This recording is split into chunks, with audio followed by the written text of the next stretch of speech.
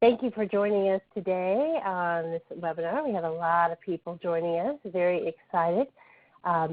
Just a few little housekeeping notes here. I am recording this webinar, and so after we are finished, I will send you the link to this and the presentation. Also, I wanted to let you know at the end there's a brief survey. It is 2 questions. Please give us your feedback. It is very important to us. And also wanted to let you know everybody is on mute except for myself and Nicole. And that is because there's so much background noise. Generally, this sort of helps with that. If you have any questions, you can type your questions in at the bottom of your screen, maybe on the bottom left for some of you, maybe on the very bottom for others. So type your questions in there. If it's pertinent to what Nicole's talking about, I'll try and interrupt and get that question asked at that moment. And if not, if you save all your questions to the end, we will take questions at the very end. So with that out of the way, I wanted to welcome Nicole Reinbach-Ryla with Retail Minded. And Nicole is the founder, CEO, president, queen, empress, everything of Retail Minded. She started this publication, and as a CCSA member, you get a copy of it. And we love it, Nicole, so welcome. Thank you. Thanks for having me, guys. I'm super excited to talk with you all today because I have always struggled to put myself in the shoes of a consumer since my mind is so challenged to always look at things from a very analytical retail perspective. So this has always been fun for me as well, despite that challenge, to go through stores and really navigate it through the eyes of a consumer. So I have to step back myself sometimes, the same way I imagine many of you would, to have to really say, okay, how do customers really see this? And fortunately, I get to do it all the time, whether it's shopping as a consumer individual with my kids, friends, and then, of course, the constant retail research I do. So today, I want to go through navigating your retail floor space through the eyes of a consumer. But before we start, I want to go ahead and just, by a pretend show of hands, you can just sort of answer these questions quietly to yourself. The first question is, are you a people person? So just kind of answer that and ask yourself, do you feel like you're a people person? And do you enjoy providing support and service to others?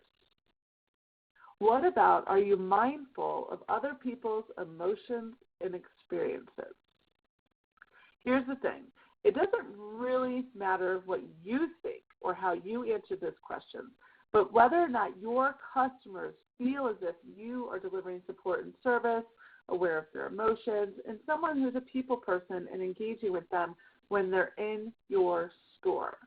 In order to support your customers, you must think like them. And that's what we're going to discuss today. We're going to really challenge ourselves to put ourselves in the customer's shoes. And what we're going to learn is how customers react to your store space, your store displays, your store layout, your store experiences, and ultimately, of course, how they feel your store delivers a powerful experience. And in doing that, one of the first things we need to point out is what retail real estate is. Of course, we all think of real estate, we think of the actual store property, where it's located, if it's on a corner, in a strip mall, and the actual commercial value to that. But we're going to look at retail real estate within your unique store space today, and the space within your store environment that impacts consumer experiences, consumer sales, and your total store success or failure. So let's go ahead and get started. Strong merchandising and displays should positively influence buyer behavior. It should provide consistency to help consumer understanding and support and offer flexibility for easy change. Now, we're going to look at that in more detail as we move forward. But the next thing, merchandising displays and your entire store experience has to do is deliver an opportunity for you to make money. Because let's face it, folks, that's really what it comes down to.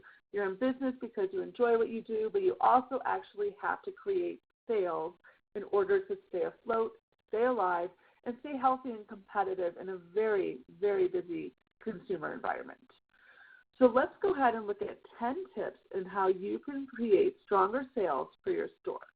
The first way to do that is to consider your curb appeal. Now, I don't know if anyone here is from Kentucky today, but this is a town called Bardstown, Kentucky, and they constantly win awards for being just a very historic, very beautiful downtown, very charming. It almost looks fake, doesn't it? Because when you look at this, you just think, oh, that's just, a pretty painted picture. That's not really real. But it is, in fact, a picture, and it's a beautiful town. But what I want you to look at is the curb appeal and how that really connects the consumer to this environment. Now, if you narrow it in to your own store or a single store for that matter, you start to look at the specifics of the various things. Now, we're going to look at different stores, not just ceramic, pottery painted stores or anything of sorts. We're going to look at a few varieties here. But you know what I love about this one is it's dynamic. It is also very simple. One of the things that's missing, though, is that it's not clear from the curb what it is, okay? So here you have an attractive storefront, but it doesn't answer the questions of what is this store. It's missing a clear understanding of what the store sells. And while empty space is okay, you want to make sure you don't waste it. So we're going to look at that in more detail from a curb appeal. So here, I used a uniform store as an example because I had two very clear examples I'll show you here. This is a uniform store. You can mimic this to any type of store out there. As you can see, it's easy to understand what it is because it's a uniform center. It's very clear to customers looking for that. But there's still missed opportunity because here we have the uniform shop, and all of a sudden we are now identified with the fact that uniforms translate to schoolwear, workwear, embroidery, personalized clothing, team kits, so much more. So just those two stores, which essentially sell the same things, have totally different experience from their curb. And that's where you need to challenge yourself with your own store. What message are you communicating to your customers? Are you giving a clear understanding of what you do? This, for example, is another example of how you have a great, good-looking storefront, but it's not entirely clear what it does. What I do like about it is that they're using sidewalks with permission from their community, I assume, because you usually need to make sure you're allowed to. They're using consistency and color. They're creating a very warm entrance, but it's very confusing because we possibly don't know what this is. It looks like it's a flower or plant shop, but I know for a fact that it's actually a home interior store. So it's very confusing to the customer. The goal, of course, is not necessarily to mimic the big box stores out there, but you want to make sure your curb appeal attracts customer attention, it makes customers curious, and it gets customers excited. Most importantly, you want your curb appeal to leave your customer with that thought of, I want to go there. So challenge yourself in your own curb appeal and see how you might be able to improve it. The next step is that as we're walking from the curb into your entrance, you want to make sure your entrance speaks for you because, of course, customers are short on time and so are you. You can't always be there to immediately welcome someone into the store, and for that matter, you don't know who's standing outside who's making a decision whether or not they want to come in. This is a great storefront that's very dynamic. It is, in fact, a floral shop, so I feel as if that completely, emphasizes and really speaks to that audience.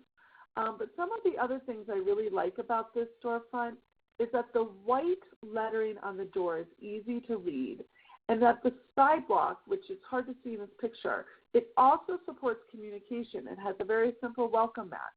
It identifies store hours on the glass, store contact information, payment information, and community details. These are all very important things that customers need and want to know. So when you look at your own entrance, what is it communicating for your business? We'll look at another store here. This just screams opportunity, okay? Here you have all these empty windows. We know it's the uniforms again, but you have the opportunity here to offer category ideas, whether it's school, medical, workforce. and so forth. This is just screaming for opportunity, and you have to challenge yourself to say, what does your window scream for opportunity for? You want to share store news, promote jobs available. Possibly you're going to market upcoming sales and share special events. You don't necessarily want to clutter it, but you want to make it cohesive to your branding. I love that this place used some very simple conversations that are yet obvious in what it does. It's saying it's indoor and outdoor. It's very clear it's plants. It's called dig. And it actually says under that little word dig there in the right corner, it is in fact a plant shop. So it's very clear, very obvious at the same time. Your doors and windows, remember, we're still standing outside. You're on your curb still. You're just approaching that front space of your store. It needs to communicate for your store. Because when the store closes at night and the lights are off, hopefully you have a little light shining there though, you need to be able to still communicate what's going on and let customers walking by or potential customers really understand what is taking place in your business.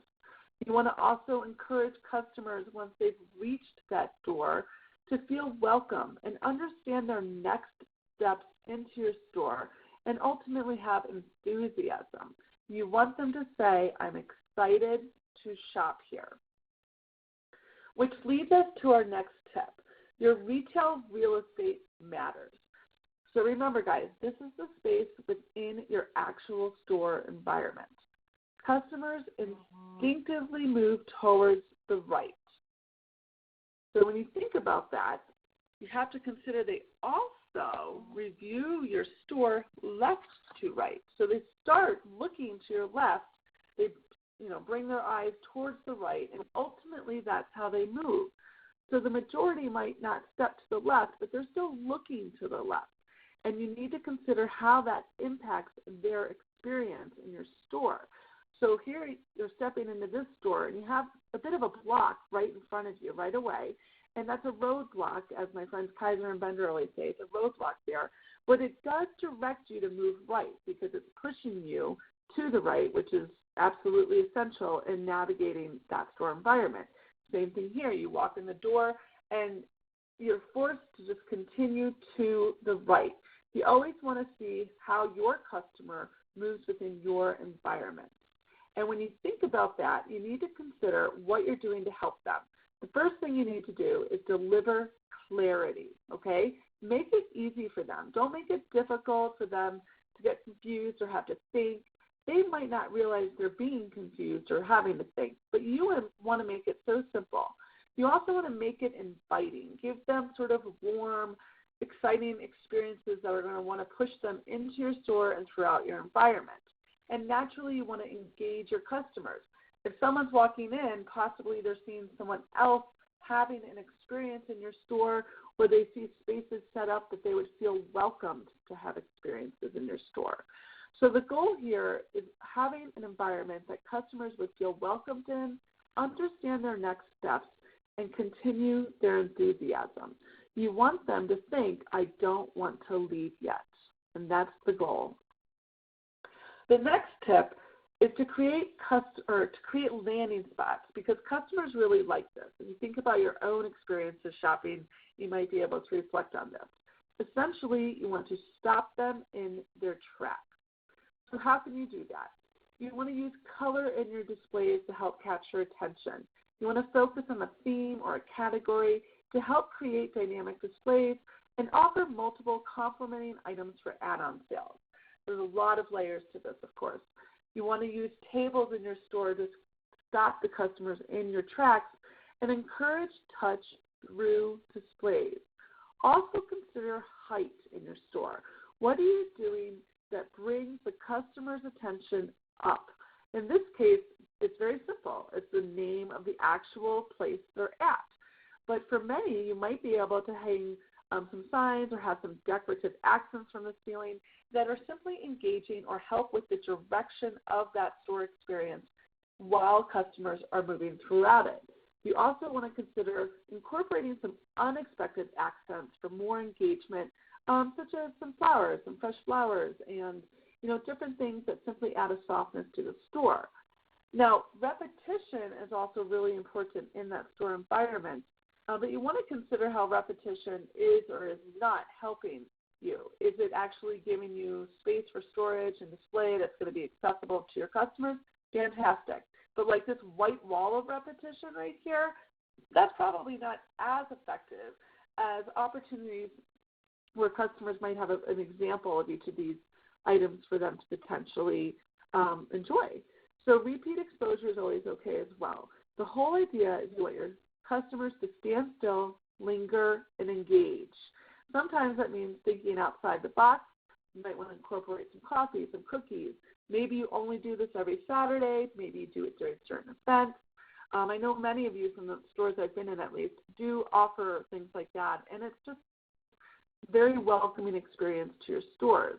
Here's an example of a floral shop that actually puts a table out to let people create their own displays. She clears it off and lets them do that, which I think is so fantastic. Here, of course, are my own kids, and they're enjoying, their own time, having some fun at a local studio by my place in Colorado. And one of the things I loved about this is that it was just very welcoming, easy, comfortable. It didn't feel stuffy, and to be quite honest, I've been in stores that do. So this is, just another way to connect with your customers. You want your customers to engage with the product. You want them to ask questions, and you want them to linger a little too long. Because, again, we're standing in the shoes of our customers, and you want them to say to themselves, I cannot leave empty-handed. The next thing is to watch for potholes, because every store could potentially have them. So a pothole is going to be something in your space that is essentially just wasted. It's not adding any value to your store, and it's hurting you and your customer experience. So, of course, I have a very critical eye when I go to stores, but these are things that, just examples that I've seen over the years that unfortunately don't add any value to the store, and it creates missed opportunities. Very frustrating as a customer. Your store should avoid empty displays, avoid untouchable spots, avoid customer frustration. And I got to tell you, when you're going through a display change or something else, just put a polite little sign up in a frame that is a courtesy to your customer, the same way you see people doing this on big box stores or street corners, like, sorry, we have something, sorry for the mess, we're under development, something new and exciting is coming soon. You don't want people to say it's hard to shop here, or I don't want to for that matter. The next tip is you want to entice your customer senses. Now, I know you guys got the touch thing down for sure, but let's consider all the different senses and how you can really support them with that. Your inventory and displays are very dynamic for you guys. That's going to always want to be something they're going to touch. That's part of your business. But what else? Let's look at scent. The scent in your store, does it smell overwhelmingly like a paint that might not be comfortable for your customers, or do you have a signature scent, which I often recommend to people, whether it's your fresh baked cookies or just a vanilla candle that you buy, you can always replenish and you have sort of a lingering vanilla soft smell. I would choose something that is comfortable for most people, nothing too potent or strong, because there are some sensitivities to scent. But you want to make sure it's a softer scent, a comfortable scent. Even the smell of coffee works for some, just to have some fresh brewed coffee throughout the day. But create a signature scent for your store. And likewise, create a signature sound. Now, every environment's different, and certainly you have different opportunities to play different styles of music, particularly for hosting parties. And you might want to consider giving your customers that choice. So when you have a group of people in your store, maybe you say to them, this is our music list, and you offer them, a sheet that offers, okay, we can put on this channel if you use Pandora. Make sure whatever you're doing is, approved. I know there's some various rules to music in which playing like local radio stations isn't always allowed, but you need to make sure whatever you're doing is a calming, neutral environment to your everyday customers. And if you're hosting a special event, considering what you could offer them in music assortment is an added bonus to that customer experience. The other thing to think about, of course, is taste, that actual sensory of food and water and drinks. And what are you doing? Is it just putting a little bit of candy, a signature candy maybe, on every table while they're enjoying their experience? Maybe it's something that you just start to incorporate, and it's remembered by customers because customers love that uniqueness. So what are you doing to really stand out and make sure all the senses are being engaged with? You want to encourage touch. You want to encourage, not necessarily trying things on in the same sense as clothing, but, engaging with the product, interacting with it, seeing how it might be right for them. If it makes sense, offer different, a basket for them to collect things or a place for them to easily put it. I love the use of signage here as well. It says, please walk in. It's actually telling the customer what to do. This is at a floral shop. So this is in the store. It's an additional little area within a store. But what can you do that would direct customers through signage in your own store? Please pick me up. I love this as well because this is engaging the customer through touch. It's telling them what to do, and it makes them feel invited to want to do so. There's no intimidation there. And that's a big concern of customers is intimidation. So you need to think about that. Now, I call this the shoe salesman tactic. As a shoe salesman, if you need to buy shoes, particularly as kids, because your feet are always growing, you need to know what size you wear. You need a little extra help sometimes. And the salesperson has to be engaged. It's quite simple, really. They have to be engaged. And, I know back in my Franco Sarto footwear days, I used to be their marketing director, and I would go to Nordstrom's often because it was one of our clients. And what I learned during that experience was the shoe salesman at Nordstrom's made more money than any other salesperson in most Nordstrom stores because of that one-on-one experience with the customers. Now, if you apply that to your own store and your own business model, you can see that it's going to start to help you in your efforts in connecting with customers because you're forced to be engaged. Of course, you want to do so with genuine conversation. You want to welcome questions, chit-chat. You want to welcome the other unexpected, so to speak. And you certainly want to make it memorable for your customers, the kind of memorable where they're going to go to their next social gathering and tell their friends that you have to go there. So your store needs to become an environment that they leave because they've been so engaged through all their senses, through all their experiences, that customers leave saying you have to go there. The next tip is signage. Now, I'm sure this is, not a foreign concept to anybody here, but you want to consider how you can really let signage support you because you can't always be there to support your customers. Now, although you want to be, the reality is you need to incorporate various ways that you can talk to your customers. I've always loved this display, but I've never liked how they used a printed out 8x10 piece of paper of what's on sale or the message they're trying to communicate. You have a beautiful display in a seemingly high-end store and a very cheap signage approach that looks, quite frankly, bad.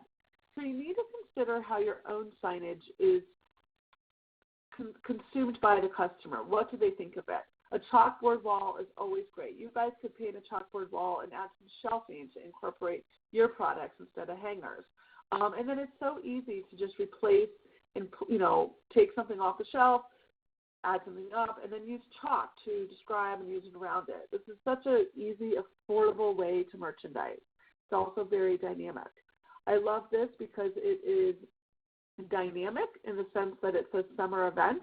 But what I don't love here is that really, really, really tiny red sign that is impossible to read. So you have to consider how your customer perceives your displays. Is it easy for them to understand the signage that you're offering to them? This is also great and creative. Love it. It's certainly something that provokes people to get closer to, but it's just a small piece within a bigger store. So consider how your communication blends in with your total environment. And I love this sign because it says welcome, but if you look below at this grand opening, you can barely see that. So, with the good comes the bad, so to speak. So make sure you're bringing enough signage to your store that you're communicating effectively. Your signage needs to engage with customers, It needs to answer questions. For example, your return policy, upcoming events, opportunities in your store, pricing of product. These are things signage should help communicate, and they need to be visible. You want your customers to look at signage and feel as if I understand this store, or more specifically, okay, I understand the policies here, or I understand how it works, or I understand that I'm going to have to come back in a week to pick up this item. These are the things that you can help communicate through signage. And speaking of signage, that leads us to our point of sale area, which is really a very dynamic spot in your store that can incorporate signage as well as other items to help maximize your store experience. A point of sale area should not just check people out, but it should keep customers shopping, inform customers of future opportunities, aka spending, and provide comfortable space to check out. Ultimately, of course, is to make more money for your business. Now remember, displays equal merchandising, equal customers, equal sales. This is particularly true at your point of sale area. Why is this? They already have made a decision to spend. When a customer reaches your point of sale area, they've made a decision to purchase something with you. So you now have a customer that is reaching for their wallet and choosing to spend money at your store. So how else can you support them? You want to remember that a point of sale area should keep your customers shopping. It should inform customers of future spending opportunities and provide comfortable space to check out. You might have a big chalkboard behind your point of sale area that identifies upcoming events that they could sign up for, or future, mom and kid days. So these are a calendar. Or for that matter, maybe there's something that's going to help them care for the product they've just purchased and they want to bring it home. Or maybe you have a few accent pieces in your store that can complement whatever they've bought. You also want to make sure your point of sale area gives your customers space, because they have handbags and purses and kids and water bottles. You want to make sure they have space to get comfortable as they're checking out. You also want to make sure that your policies, your store policies, are visible. So what are these policies that you need to communicate? That would be incorporated into signage, but make sure you've positioned it in your point of sale area. It's okay to double expose important details throughout your store as well. It's called cross-merchandising. And then, of course, appreciation. What are you doing at your point of sale area that gives appreciation to your customer? You want to show value, that you appreciate their business for shopping local, supporting your store. I always tell people, give them store cash. Maybe it's for every first customer, you give them a $5 store cash for a future visit, so they come back again. So it's not literally cash, but it's, a cute little piece of, pretend dollar that you made that becomes your store cash, and they can use it on a future visit. These are things that are going to show value to the customer and hopefully bring more sales to your store. You also want to be efficient. In other words, have your stock paper, your bags, your tissue paper, receipt paper, and so forth ready to go. I'll never forget, at a really adorable store in Geneva, Illinois, I went there on my way to a holiday party, knowing that they would for sure have something that I would want to buy and bring as a host gift. But they also had the most adorable wrapping that I felt confident I could leave that store with a beautifully wrapped gift and go straight to my party and not skip a beat. The problem was, I got to the store, I found a fantastic item for my friend, and got to the cash wrap, and they apologized for being out of basically everything. They offered a single tissue because they were so low on their tissue, and they did not have the beautiful boxes or ribbon that they normally do to wrap the item. So now I'm leaving the store with a beautiful gift wrapped with a single white tissue, and that's it. So you can imagine my disappointment as a customer. As a retailer, however, you need to plan ahead, always have things stocked. Don't let things fall behind when it comes to being efficient in your operations. And this is, great to keep your entire team busy on slow moments as well. Just always be efficient. The other thing you want your point of sale to do area is to have your customer saying, please add this, or for you guys specifically, I want to sign up for that. So make sure you make it a habit of anybody checking anybody out at point of sale that you're offering sign-up opportunities for future events. Possibly you're giving them a little bag stuffer that identifies future events, and creating opportunities to increase your store sales. The next tip is that displays should easily be updated. So here's the catch. You guys are super busy. We all know that. So why complicate things? You want to make things easy for yourself. Is this easy? Sure, yes. You can just throw a bunch of stuff up there, right? But is it effective? Not really. So easy does not have to mean being boring, basic, or blah. You want to make sure that you translate easy into what makes sense for you. Avoid displays that limit frequent change, easy updates, and quick moves, because the reality is your inventory is going to move around. You want to be able to easily replace that, but do so in a space that's still attractive and appealing to your customers. Displays should create an inviting shopping experience, support stores and gaining sales, and be easy to update and keep current.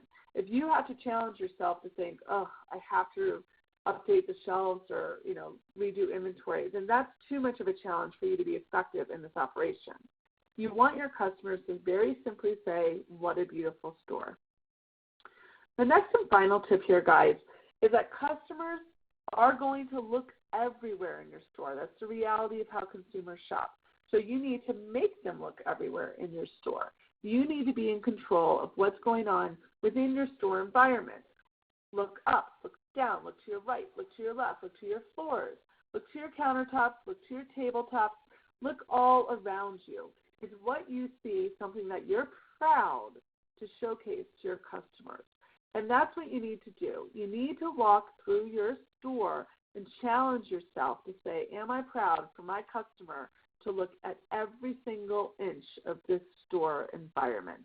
And it doesn't always have to be expensive to update or to make things a little prettier, so to speak. You just need to get creative to make sure you're proud of that environment. You want your customers to say, I love that store. So in review, curb appeal matters. That's the very, very first thing that a customer experiences from your store. And as they move forward to that entry, you want the entry to really speak for you. The customer doesn't know what's going on. You need to stand in their shoes so that they understand things. And that entry is your very first place to do that. Your retail real estate within that store environment needs to speak to them and communicate with them through your merchandising and displays and help navigate them comfortably within the store. Customers really do like landing spots, so give them places to engage, whether it's to put their purse down and decide that they're going to stay and create something, or possibly it's a cookie station for them to get a drink and a cookie as they know they're going to enjoy the experience there. And, of course, to actually engage with the inventory. And watch for potholes, because everybody has potholes in stores. Consider what your pothole is and identify how you can improve it. You also want to entice the customer's senses. Make sure you're really capturing all the emotions that customers have. And let signage help support you in your store communication and all the ways in which you can enhance future sales of your store as well, upcoming events, opportunities for them to come back with friends or with kids, the various things that you do. And maximize that point of sale area so that you can make more money. And, of course, displays need to be easily updated because retail is a constant to-do list of things. And you want to make sure your displays don't challenge you, but instead give you easy updates. And make customers look everywhere because they're going to anyway. You want your customers to say, I want to go in there. I want to spend money. I don't want to leave. I can't leave empty-handed. Tell their friends you have to go there. That was fun. Please add this to the sale. And I love that store. So hopefully, guys, you guys have been able to challenge yourself to look at a new perspective to your store environment. If you have any questions, I would love to answer them. And hopefully you guys have a great summer of sales. Wow, that was great, Nicole. Amazing. And if you guys have some questions, please feel free to type them in there. I'm inspired. I want to go, CCSA doesn't have a store. I want to go redecorate my entryway to my home now, actually. Make it look more inviting. Let's see. Deborah has a question. What if your store is already set up backwards? It leads customers to the left. would it be major to change? I do think, it probably would be major to change. And, Deborah, I don't think it's the end of the world. I think most customers are going to go to their right instinctively, so that's something to consider. What I mean by that is you know that the customer instinctively is going to want to go to the right, so what can you do to comfortably get them to more naturally navigate to the left?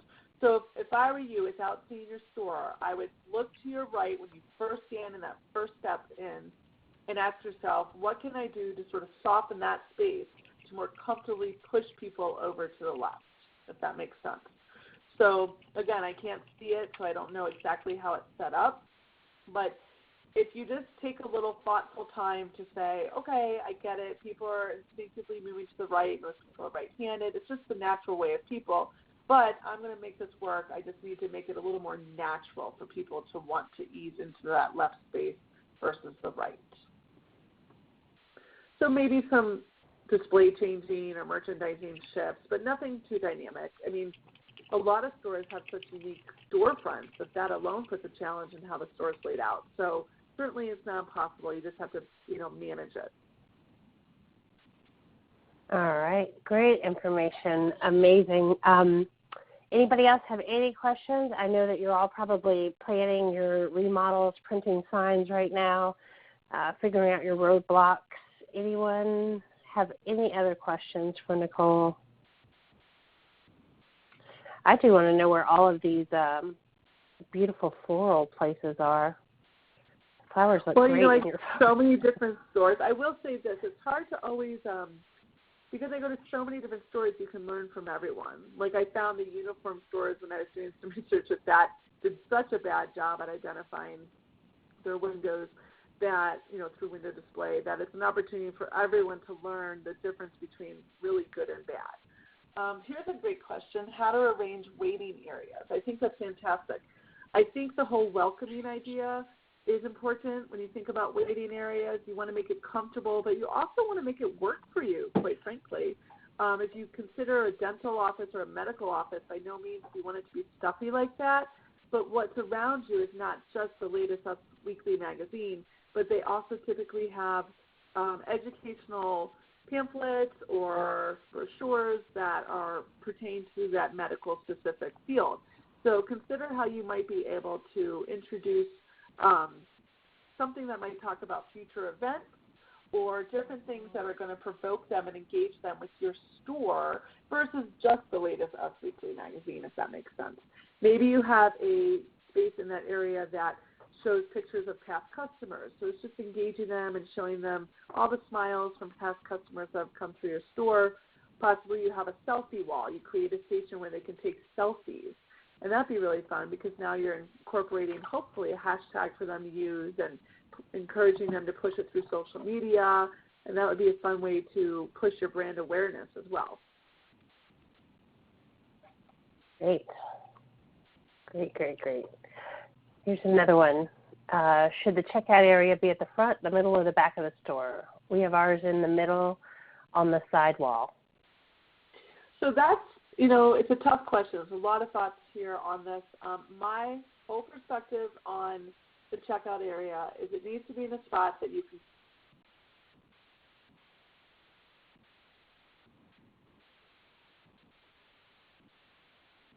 Oh, Nicole, I think you got muted. I think something happened with your phone.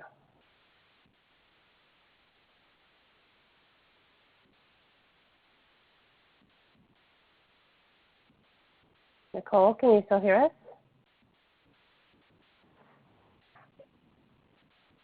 Well, I think we've lost Nicole for the audio here. I'm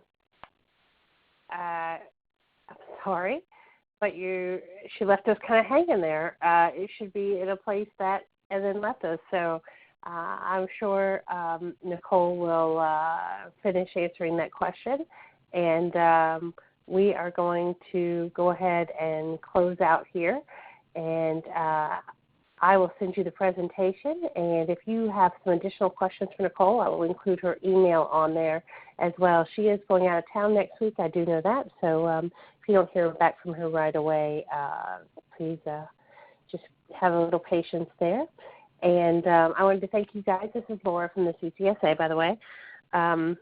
And I wanted to thank you guys for supporting the CCSA and supporting our webinars. I hope you learned a lot today. I'll be sending you an email with the information, the link to this presentation, and the link to the audio as well. And thank you guys. Oh, it looks like Nicole's trying to log back in here. Let's see if I've got Nicole here. Nicole, are you back? Yes, can you hear me? Yes, we can now. I was telling people they don't even need a checkout area. Just put a little tin out front and have people put the money in there, but I'm just kidding. So I don't know what happened. It literally just said call failed, so I apologize for that. Okay. Well, you've got it. So where should the checkout area be ideally? So ideally, I think the middle is fantastic. If it's positioned on one side, that's perfect. The key is that you need to see your door. That is the key. You need to see your entry and your exit. You need to be able, for those people walking in, to also see you. So that's the real key to that equation. All right. Well, great. Well, I told them that you were headed out of town next week. I saw something recently that said you were going to the American Ninja something in Las Vegas. I am. So I don't know if there's any American Ninja Warrior fans out there, but it's a popular show among kids. It's, it's an athlete-based show. But one of the guys on the show, his name's Kevin Buell. He has something called alopecia, which means he has no hair. And he's a top athlete. He does great. But anyways, my son has that also. So he was invited to be there for the finals, which they're taping next week. And then they'll air it in August, I believe. Well, great. Well, I've instructed them. I'll include your email if they have additional questions to shoot them to you. But you will be getting your ninja on next week. So that's right. It may take some time to come back. And we'll look for you because my son loves that show. And he and my husband have set up their own little ninja training area in our front yard. That's so have fun. A great time. Yeah, have a great time, and thank you very much for joining us, Nicole. Just a wealth of information, and we love what Retail Minded brings to our members every month, and just appreciate all the work that you do and all of your help and support. So thank you. Thank you, guys. Thanks for having me. Take care. All right. Take care, everybody. Don't forget to do the survey and look for the email with this presentation coming soon. Thanks, everybody. Have a great rest of your week.